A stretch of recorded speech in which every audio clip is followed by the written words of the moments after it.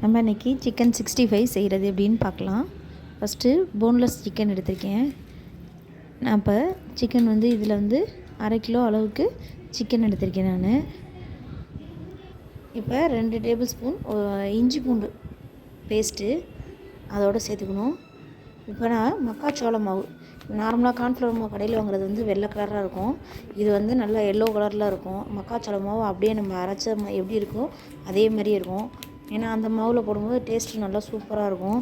ஒரு டைம் செஞ்சு பாருங்கள். இப்போ 1 டேபிள் ஸ்பூன் நம்ம சிக்கன் 65 மசாலா போட்டிருக்கேன். அது கூடவே 1 ஸ்பூன் பச்சரிசி மாவு சேர்த்துருக்கேன். இப்போ அதோட ஒரு 2 டேபிள் ஸ்பூன் தயிர் சேர்த்து இந்த சிக்கனுக்கு தேவையான அளவுக்கு உப்பு சேர்த்து இப்போ நல்லா இந்த மசாலாவோடு சேர்த்து நல்லா பரட்டி விடணும்.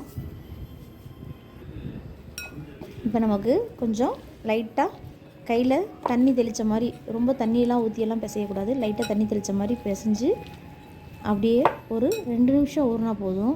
நம்ம ரொம்ப நேரம் ஊற வைக்க வேண்டியதில்லை. இப்போ இதை பிசைஞ்சு அமுக்கி வச்சுருக்கோம். இது நல்லா ஊறட்டும். சைடில் அது கூடவே ஒரு கடாயை வச்சு இப்போ நம்ம எண்ணெய் ஊற்றி காய வச்சுருவோம். ஃபஸ்ட்டு அடுப்பில் கடாயை வச்சுட்டோம்.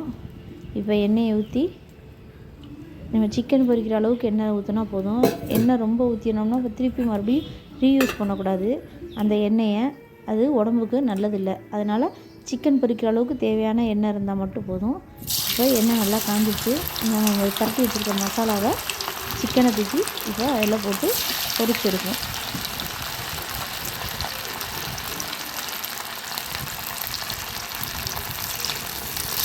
மசாலாலாம் என்னோட ஒன்றும் ஒட்டாமல் கரெக்டாக இருக்குது பாருங்கள். பதம் நான் சொன்ன அளவு போட்டு பாருங்கள், கரெக்டாக இருக்கும். இப்போ நுரையெல்லாம் நல்லா அடங்கி இப்போ நல்லா